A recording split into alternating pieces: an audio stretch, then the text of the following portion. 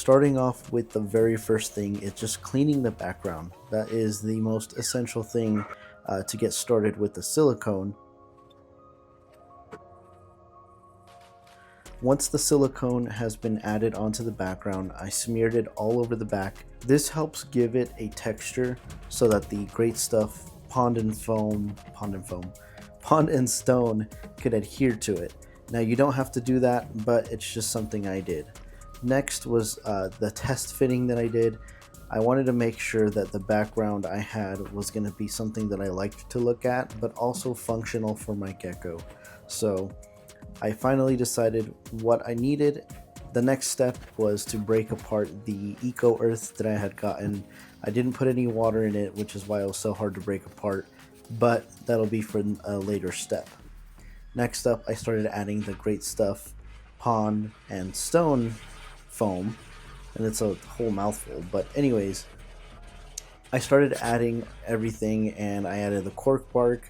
I did have to give it a little bit more support, so I sprayed a little bit more and then added a few pieces to hold it up. That was a little more tricky since the foam was still curing, but I made it work. I was able to get it to stay standing, and then I added a little bit more foam around the edges just to kind of hold it in place. I added a few more pieces of cork bark as well, just to kind of add to the design of the background. Once I was set to where I wanted it, I started adding the substrate straight onto the foam, which maybe should have been done a little bit faster than I did, but that was fine. You can always go back and add silicone and more substrate.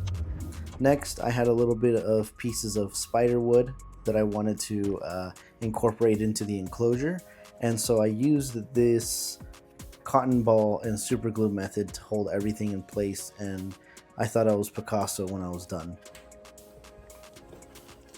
Here is a new age pet 50-gallon enclosure that I'll be using for an upcoming video, so make sure that you guys subscribe to see that video. Once the great stuff foam has cured, usually anywhere from 24 to 48 hours. Admittedly, I only did this overnight, so it was about 16 hours, but the best thing to do is wait a little longer. My background wasn't so hefty, so I just couldn't wait. I wanted to get the rest of the tank done.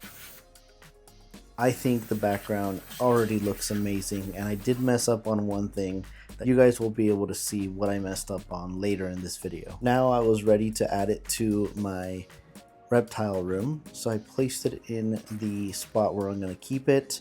Here's my amazing little pond that I created. It's about a 30-gallon pond. Here's that video as well. I went ahead and wet all of the Leca Clay just so that it can absorb water and also kind of wash it away. Next was also getting the substrate barrier cut and the Leca Clay placed into the enclosure.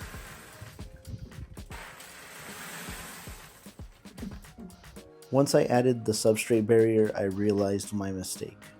The driftwood, or the spider wood, was hanging too low, and I couldn't put the spider wood under the branches.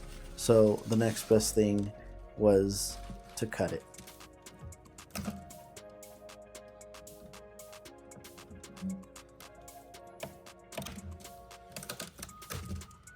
Once I cut all the pieces, the substrate barrier fit perfectly, and I went ahead and made a concoction of different materials to add to the enclosure. There was already a little bit of substrate, as you can see at the very beginning. That was to add the springtails and isopods that were already in the other substrate of Cinequil, my Crested Gecko's enclosure. I went ahead and filled the corners first so that the substrate barrier wouldn't move, and then I went ahead and added the rest of the substrate in the enclosure.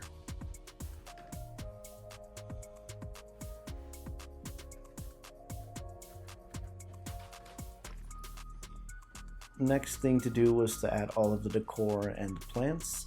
I did find a little dubio roach here that was hiding around, so I decided to give him to my other Crested Gecko, Ember.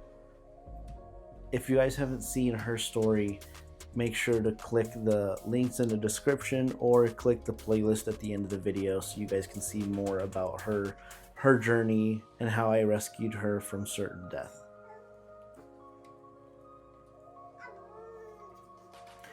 Alright, back to the enclosure.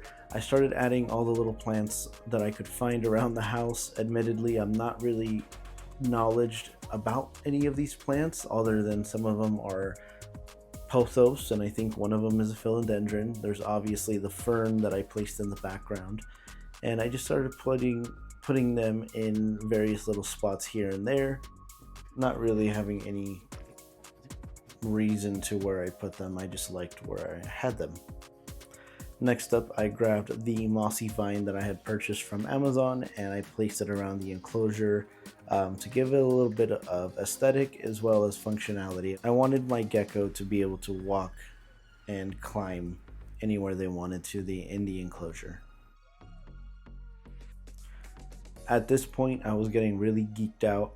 I realized how nice the enclosure was looking, at least to me, and I went ahead and wet the entire enclosure to let the plants settle, let the substrate settle and everything, and get the humidity up. So I was really excited about this whole project and it was finally coming to fruition.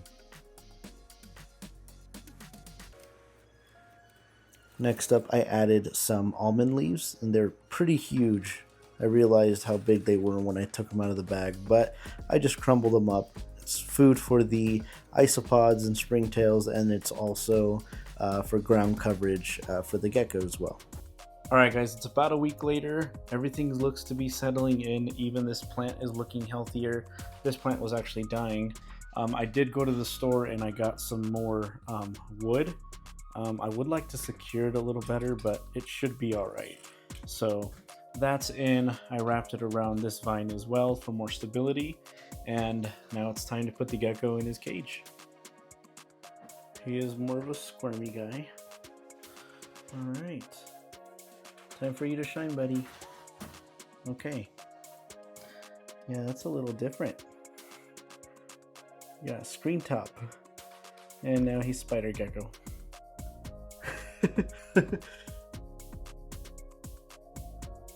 Alright, buddy, come here. I got you. I got you. Come here.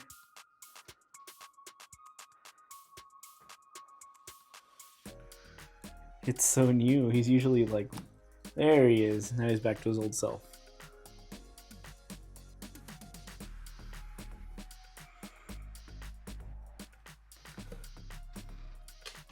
Well, this enclosure is a little new to him, so I don't want to stress him out or anything. I did go to a local reptile and reef shop. I didn't find exactly what I was looking for, which is why I bought this, but I do want to find some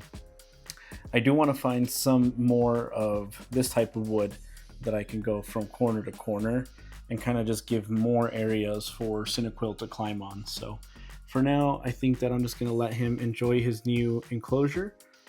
He looks a little stressed out, so I'll just turn the lights off and let him get acclimated. Let me know what you guys thought about this enclosure build. I really enjoyed it. If you guys want to see more videos just like this, click here. Thank you all for watching, and God bless.